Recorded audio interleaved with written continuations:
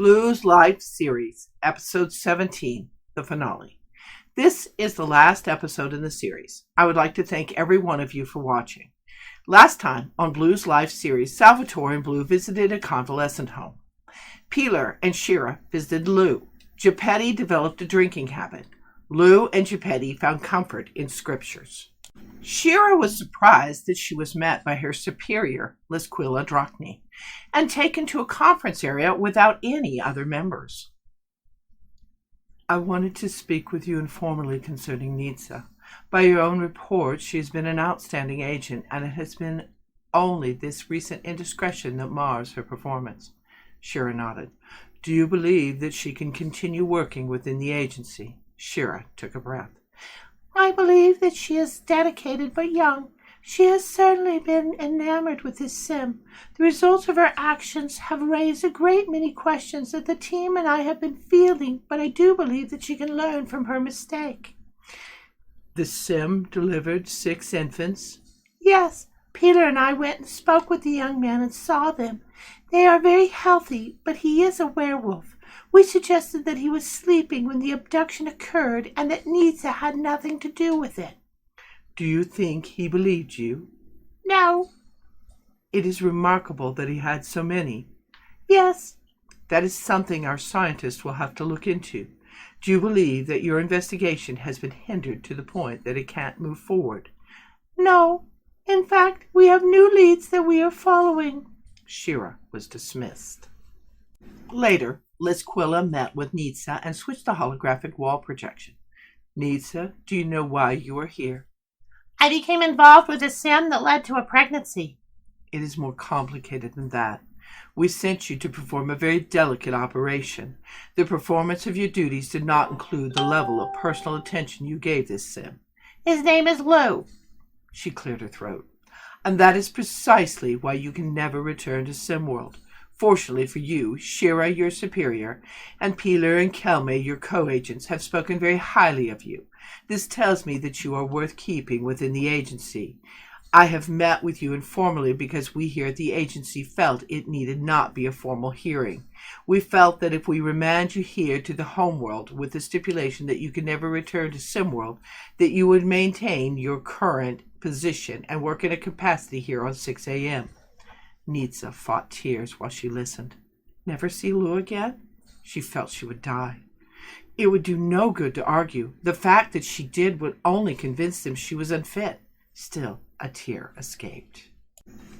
Pastor Stone invited Lou to join a support group for men who had alien babies. At first, they sat and talked about their children, the extraordinary abilities the alien genes gave them, and how much work it was to care for little ones. Then they began to vent.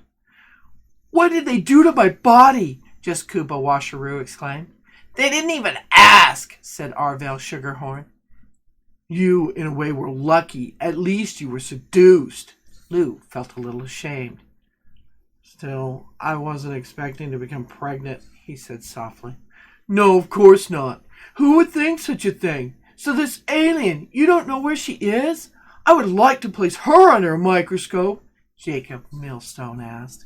Lou was beginning to feel he may have made a mistake. He didn't want anything to happen to Nitsa. After all, she was just doing what came natural to her. Is there protection for males against this? Would the same protection that sim females use work? Or is the transmission different? He stared at his hands. It had to be different. This wasn't natural. Pastor Stone spoke softly. Lou isn't at fault here. No, I didn't mean to imply he was. And the alien in question was the most decent alien in a way.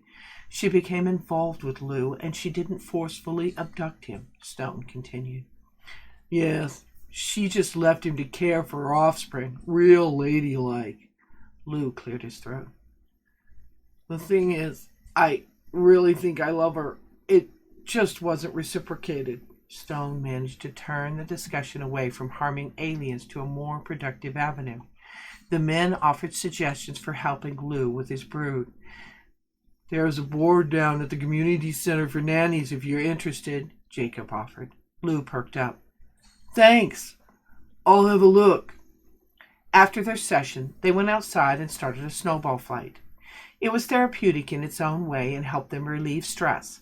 Lou was the one that managed to be pelted the most, but he took it in stride. It seemed to strengthen their bond, and they laughed and chided each other. Shira went to visit the coroners at their new home, only to discover they were aliens.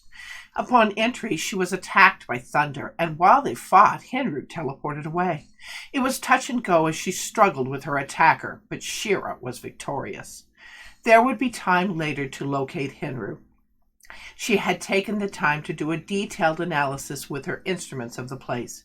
It registered the unregistered transportation mechanism the blood splitters were using and recorded the couple's DNA.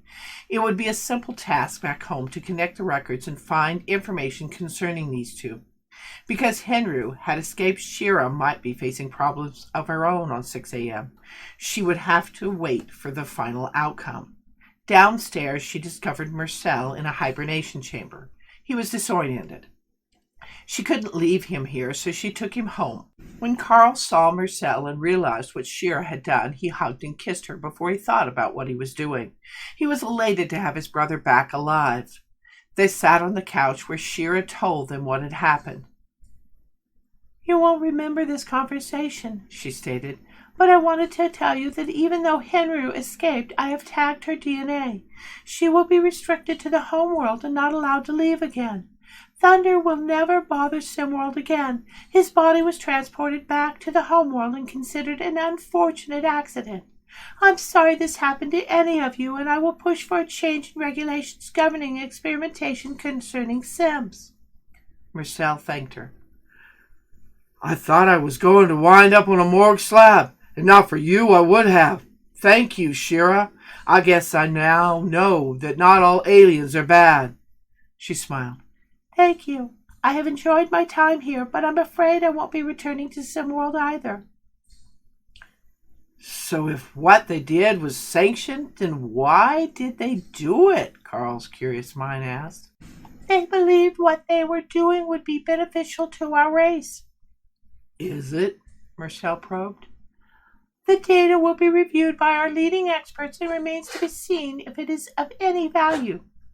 "So our people mean nothing to you?" Shira was taken aback. "That isn't true. Without you people, the procreation of our species would be at a standstill and we would eventually die out." "Some might say that would be a good thing," Mercel stated. She swallowed. "I can understand how Sims would feel that way, but it is not our intent to harm."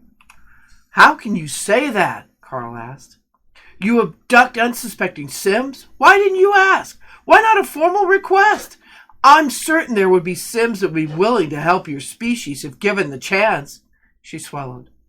"I apologize, but for one, our people don't deem your people as," she looked away, "as developed enough to warrant formal relations, and," she sighed, "some 6 a.m.ers don't believe we should dirty our race with Sims DNA or any other species. But we have relied on cloning for far too long. Over time there is degradation process, and we are seeing too many flaws resulting from cloning to consider it a viable practice to continue."